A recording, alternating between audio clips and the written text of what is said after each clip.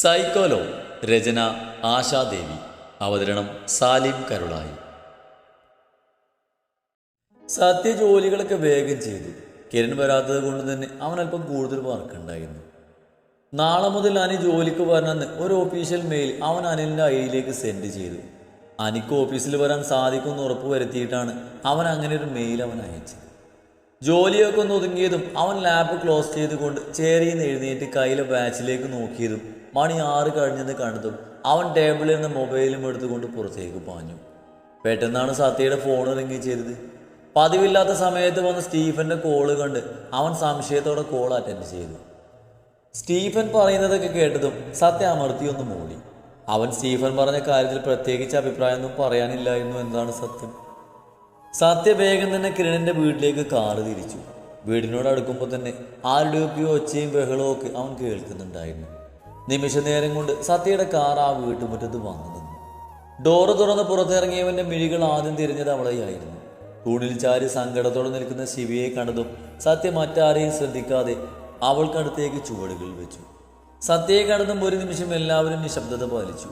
കിരണും മഞ്ജുവും എല്ലാം കുറ്റവാളികളെ പോലെ തലയും താഴ്ത്തി നിൽക്കുന്നുണ്ടെങ്കിലും ഇപ്പോൾ അവരെക്കാൾ മുകളിൽ കുറ്റം ചെയ്തവരെ പോലെ നിൽക്കുന്നത് മറ്റു 2 പേരായിരുന്നു. അവിടെ നടക്കുന്നതൊക്കെ കണ്ട് കീർത്തി കരഞ്ഞു തളർന്നു. ഇതേസമയം സ്റ്റീഫന്റെ കയ്യിൽ ഒരു കൈ കോർത്ത് പിടിച്ച് വിവാഹവേഷത്തിൽ അവന്റെ താലിയും മണിഞ്ഞു നിൽക്കുന്ന വേണിയെ എല്ലാവരും രൂക്ഷമായാണ് നോക്കിയത്. ആ കാഴ്ച കീർത്തിയെ അത്രയും തളർത്തിക്കളഞ്ഞിരുന്നു. ഇരുവരുടെയും വിവാഹം കഴിഞ്ഞു എന്നത് ദേവിയിൽ ആശ്വാസം നിറച്ചപ്പോൾ കീർത്തിയുടെ ഹൃദയം താനെ നിലച്ചു പോയിരുന്നു. അത്രയും അവൾ അവനെ പ്രണയിച്ചിരുന്നു. നിനക്ക് ഇങ്ങനൊരു ബന്ധം വേണമായിരുന്നെങ്കിൽ പിന്നെ ഞങ്ങളുടെ കുട്ടിക്ക് എന്തിനാ ആശ കൊടുത്തത്? മഹി ദേശത്തോടെ സ്റ്റീഫനെ നേരെ പൊട്ടിത്തെറിച്ചു. ഞാൻ ആർക്കും ആശ കൊടുത്തിട്ടില്ല. ഏത് ചെറിയ കുട്ടിയല്ലേ, അവൾ വാശി കാണിച്ചതിന് ഞാൻ എന്ത് ചെയ്യും? പിന്നെ എന്നെ കീർത്തിയുടെ അമ്മ എന്ന സ്ത്രീ അപമാനിക്കാൻ ശ്രമിച്ചത് കൊണ്ട് ആ വാശിക ഞാനെന്ന് അങ്ങനെയൊക്കെ വിളിച്ചു പറഞ്ഞത്. അല്ലാതെ ഈ സ്കൂളിൽ പഠിക്കുന്ന കൊച്ചിനെ കെട്ടാൻ മാത്രം സ്റ്റീഫൻ അത്ര തറയില്ല. ഇവളാണ് എൻ്റെ പെണ്ണ് വേണി. ഞങ്ങൾ തമ്മിൽ 5 വർഷമായി പ്രണയത്തിലായിരുന്നു. സ്റ്റീഫന്റെ ഓരോ വാക്കും കീർത്തിയെ തളർത്തിക്കളഞ്ഞു. വേണി തലകുനിച്ച് നിന്നതേ ഉള്ളൂ. ശിവയ്ക്കതെല്ലാം കണ്ടതും ആകെ സങ്കടം തോന്നി. രാവിലെ ദേവ പറഞ്ഞതൊക്കെ കേട്ടിട്ടാണ് സ്റ്റീഫൻ ഇങ്ങനെ ഒരു കടുത്ത തീരുമാനമെടുത്തതെന്ന് അവൾക്ക് മനസ്സിലായിരുന്നു. സത്യ അവളുടെ കയ്യിൽ കൈ കോർത്തതും ഒരു പിടച്ചിലൂടെ അവൾ അവനെ നോക്കി. പാറു, 10 മിനിറ്റ് സമയം ഞാൻ തരും. അതിനുള്ളിൽ പോയി റെഡിയായി വാ. അത്രമാത്രം പറഞ്ഞുകൊണ്ട് അവൻ അവിടെ നിന്ന് പുറത്തേക്ക് ഇറങ്ങി. ശിവ കാര്യം മനസ്സിലാവാതെ മിഴിച്ചു നിന്നുപോയി. അതേസമയം മഹിയും സ്റ്റീഫനും തമ്മിൽ വാക്കുകൾ കൊണ്ട് പോരടിച്ചു. ഒടുവിൽ സഹി കേട്ടതും ജഗൻ വന്ന് ഇരുവർക്കും ഇടയിൽ കയറി. മതി, നിർത്ത്. സ്റ്റീഫൻ, താൻ പറഞ്ഞത് ശരിയാണ്. തെറ്റ് ഞങ്ങളുടെ കുട്ടിയുടെ ഭാഗത്താണ്. അതുകൊണ്ട് ഈ വിഷയം നമുക്ക് ഇവിടെ അവസാനിപ്പിക്കാം. കീർത്തി ഇതോടെ നിർത്തിക്കോണം എല്ലാം. ജഗൻ അവസാന വാക്ക് പോലെ പറഞ്ഞതും എല്ലാവരും നിശബ്ദമായി. ശരി, സമ്മതിച്ചു. ഇവരുടെ കാര്യം കഴിഞ്ഞൊന്നും തന്നെ വെക്കാം. കിരണിന്റെ കാര്യവും. 5 ചെറിയ കുട്ടിയല്ലേ. വിവാഹത്തിന് മുമ്പേ പെണ്ണിന് വയറ്റിലാക്കിയെന്ന് കേട്ടാ നാട്ടുകാരെന്ത് പറയും? ശിവൻ അല്പം ദേഷ്യത്തോടെ തന്നെ ചോദിച്ചതും കിരണും മഞ്ജുവും തലതാഴ്ത്തി. നാട്ടുകാരോട് പോകാൻ പറയിച്ചു. നീ ചെയ്ത് തെറ്റ് തന്നെയാ. എങ്കിൽ നിങ്ങളിപ്പോൾ ഭാര്യ ഭർത്താക്കന്മാരാണ്. അതുകൊണ്ട് തന്നെ നിങ്ങൾക്കിടയിലേക്ക് ഒരു കുഞ്ഞു വരുന്നു എന്ന് കരുതി സങ്കടപ്പെടാനോ പഴി കേൾക്കേണ്ടതോ യാതൊരു കാര്യവുമില്ല. വിവാഹിതരായാൽ കുട്ടികളുണ്ടാകും, അത് സ്വാഭാവികമാണ്. അതുകൊണ്ട് തന്നെ ഈ കുടുംബം ഇവർ അംഗീകരിച്ചേ മതിയാകൂ. ജഗൻ എല്ലാവരോടുമായി പറഞ്ഞതും മഞ്ജു കിരണിനെ നെഞ്ചോട് ചാരി. റാം മാത്രം തന്റെ 2 മക്കളുടെയും സങ്കടം കണ്ട് നിർവികാരമായി നിന്നു. വൈദവും അവിയും ശാരിയും ചേർന്ന് കീർത്തൂനകത്തേക്ക് പിടിച്ചുകൊണ്ടുപോയി. 5 ഗർഭിണിയാണെന്ന് ദേവ എല്ലാവരെയും അറിയിച്ചതിൻ്റെ തൊട്ടടുത്ത നിമിഷമാണ് സ്റ്റീഫൻ വേണിയെ വിവാഹം കഴിച്ച് അവിടേക്ക് കൊണ്ടുവന്നത്. അതുവരെ അഞ്ജുവിനെയും കിരണിനെയും ചോദ്യങ്ങൾ കൊണ്ട് വീർപ്പ് മുടിച്ചവർ ആ നിമിഷം തന്നെ സ്റ്റീഫന് നേരെ തിരിഞ്ഞു. സത്യത്തിൽ സ്റ്റീഫന്റെ വരവ് അഞ്ജുവിനും കിരണിനും ഒരു രക്ഷപ്പെടൽ തന്നെയായിരുന്നു. കരുണനും രാജവും നിസ്സഹാരായി എല്ലാം വെറുതെ കണ്ടിരുന്നു. എല്ലാം കൊണ്ടും അവരുടെ വൃദ്ധ മനസ്സ് തന്നെ മരവിച്ചു പോയിരുന്നു. സേതുവിന് കീർത്തുവിൻ്റെ കാര്യം കേട്ടപ്പോൾ അല്പം സങ്കടം തോന്നിയെങ്കിലും ഇരുവരും തമ്മിലുള്ള പ്രായവ്യത്യാസത്തെക്കുറിച്ച് ഓർത്തപ്പോൾ ഇതിങ്ങനെ അവസാനിച്ചത് നന്നായി എന്ന് തോന്നിപ്പോയി. ഓരോരുത്തരായി കളമൊഴിഞ്ഞതും ആ വൃദ്ധ ദമ്പതികൾ മാത്രം ബാക്കിയായി. രാജൻ നേരിയതിൻ്റെ തുമ്പുകൊണ്ട് തൻ്റെ മിഴികൾ അമർത്തി തുടച്ചു. കരുണേട്ടാ, എനിക്കിനി ഇതൊന്നും കാണാൻ വയ്യ. ഓരോ പ്രശ്നങ്ങളൊന്നും ഒതുങ്ങുമ്പോൾ കുടുംബത്തിൽ അടുത്ത പ്രശ്നങ്ങൾ തലപൊക്കുന്നു. താനിങ്ങനെ വിഷമിക്കാതെ, എല്ലാം ശരിയാകുന്നൊരു സമയം വരും. സേതുമോളുടെ അസുഖമായിരുന്നല്ലോ ഇതുവരെ തൻ്റെ പ്രശ്നം. ഇപ്പൊ അതൊക്കെ ഒന്ന് ഒതുങ്ങിയില്ലേ? ഒന്നിലും ആശ്വസിക്കാൻ പറ്റുന്നില്ല ഏട്ടാ. ജഗനും സേതുവും തമ്മിൽ എന്തോ പ്രശ്നമുണ്ട്. വൈദ്യുന് എന്തൊക്കെയോ മാറ്റങ്ങൾ. പിന്നെ സത്യ, അവനും ജഗനും തമ്മിലുള്ള ബന്ധം. ശബ്ദം താഴ്ത്തി രാജൻ. ദേ നോക്ക്, പഴയതൊക്കെ ഇനി കുഴി തോണ്ടി പുറത്തിരണ്ട. സത്യ നമുക്ക് കിരണിന്റെ കൂട്ടുകാരൻ മാത്ര. അതിനെ അങ്ങനെ മതി. മരിച്ചുപോയ പെങ്ങൾക്ക് വേണ്ടി ഇനി ആ കുട്ടിയെ അനാഥനാക്കണോ ഏട്ടാ? ഒന്നുമില്ലെങ്കിലും അവനും നമ്മുടെ ചോര തന്നെയല്ലേ. കുഞ്ഞിലെ മുതൽ എന്തോരം അനുഭവിച്ചു. മതി രാജം, ആരെങ്കിലും കേൾക്കും. നമ്മളവനെ നമ്മളിൽ ഒരാളായി തന്നെ ചേർത്ത് പിടിക്കുന്നില്ലേ? അങ്ങനെയാണോ സ്വന്തം എന്ന് കരുതിക്കൊള്ളാൻ പറയുന്നതും നീ ഞങ്ങൾക്ക് സ്വന്തം തന്നെയാണെന്ന് പറയുന്നതും തമ്മിൽ വ്യത്യാസമല്ലേ? നമ്മുടെ ജഗന്റെ ഒരേ ഒരു അനിയനാണ് അവൻ. അവരൊരേ രക്താണ്. രാജം, സത്യക്ക് എല്ലാം അറിയാം. എന്താ? അവർ ഞെട്ടലോടെ തന്റെ ഭർത്താവിനെ നോക്കി. സത്യം, അവനെല്ലാം അറിയാം. ഒരുപക്ഷെ നമ്മളെക്കാൾ മുമ്പേ തന്നെ ആ രഹസ്യം അവനറിഞ്ഞിരുന്നു. അതുകൊണ്ടാ ശിവമോള് നിർബന്ധിച്ചിട്ടാണെങ്കിലും അവൻ ഇത്രയും നാൾ ഈ തറവാട്ടിൽ താമസിച്ചത്. യാതൊരു ബന്ധവും ഇല്ലാത്തൊരു കൂട്ടുകാരൻ്റെ വീട്ടിൽ അവൻ ഇങ്ങനെ വന്ന് താമസിക്കുമെന്ന് നിനക്ക് തോന്നുന്നുണ്ടോ? രാജമാകെ തളർന്നുപോയി. ശരിയാണ്, ശിവയുടെ വാശിക്ക് മുമ്പിൽ 1-2 ദിവസം വന്ന് നിന്നിട്ട് പോയേനെ.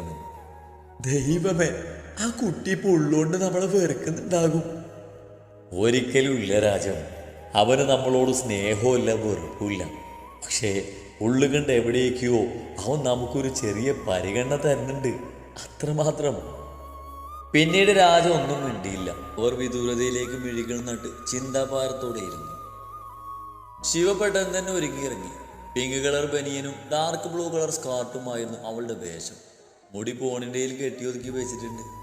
സത്യപ്പുറത്ത് കാറിനടുത്ത് അവളെ കാത്തുന്ന പോലെ നിൽക്കുന്നുണ്ട്. അവനെ കണ്ടതും അവൾ വേഗം അവനടുത്തേക്ക് നടന്നു. ശിവ അടുത്തെത്താറായതും സത്യ ഡ്രൈവിംഗ് സീറ്റിന്റെ ഡോറ് തുറന്ന് അകത്തേക്ക് കയറി. ശിവയും കോടതിയിൽ കയറിയിരുന്നതും അവൾ ഇടം കണ്ടിട്ട് അവനെ ഒന്ന് നോക്കി. മോരടൻ. ആ മുഖത്ത് ഗൗരവം തന്നെയാണെന്ന് കണ്ടതും അവൾ മനസ്സിൽ മുറിവുറുത്തു. കാറ് മുന്നോട്ട് നീങ്ങിയതും ശിവ പുറം കാഴ്ചകളിലേക്ക് മിഴികൾ നട്ടു. യാത്ര തുടങ്ങിയിട്ട് 1 മണിക്കൂർ പിന്നിട്ടിരിക്കുന്നു. ഇതുവരെയും സത്യൊരക്ഷരം മിണ്ടിയിട്ടില്ല. ശിവക്ക് അവനോട് എവിടെ പോകുകയെന്ന് ചോദിക്കണമെന്നുണ്ടെങ്കിലും അവന്റെ മുഖത്തെ ഗൗരവഭാവം അവളത് ചോദിക്കുന്നതിന് മടുപ്പിച്ചു. പിന്നെയും കുറച്ച് ദൂരം കൂടി പിന്നിട്ടതും സത്യ കാറൊതുക്കി. ശിവ സംശയത്തോടെ ചുറ്റുമൊന്ന് വീക്ഷിച്ചു. ഇറങ്ങ്, അവൻ അവളോട് പറഞ്ഞതും അവൾ പതിയെ ഡോറ് തുറന്നിറങ്ങി. ശാന്തസുന്ദരമായ സ്ഥലമായിരുന്നത്. ചെറിയ അരുവിയും പൂക്കളും കിളികളും ഒക്കെ ഉണ്ടവിടെ. അതിലവളെ ഏറെ ആകർഷിച്ചത് ആ ചെറിയ വുഡ് ഹൗസായിരുന്നു. ശിവ സന്തോഷത്തോടെ ഓടി അതിനുള്ളിലേക്ക് കയറി. സത്യക്ക് അത് കണ്ട് ദേഷ്യം വന്നു. അവൻ അവഗണിക്കുന്ന അവളിലെ ഓരോ കുഞ്ഞു പ്രവൃത്തികൾ പോലും അവൻ അത്രമേൽ അസ്വസ്ഥനാക്കിയിരുന്നു. അവൾക്ക് പിന്നാലെ തന്നെ അവനും നടന്നു. അവളാണെങ്കിൽ ആ വീടിന്റെ ഓരോ ഭാഗങ്ങളും ഓടി നടന്ന് കാണുന്ന തിരക്കിലാണ്. ഒരു കുഞ്ഞു ഹാളും ബെഡ്റൂമും കിച്ചണുമാണ് അതിലുള്ളത്. എല്ലാം വളരെ ചെറുതാണ്.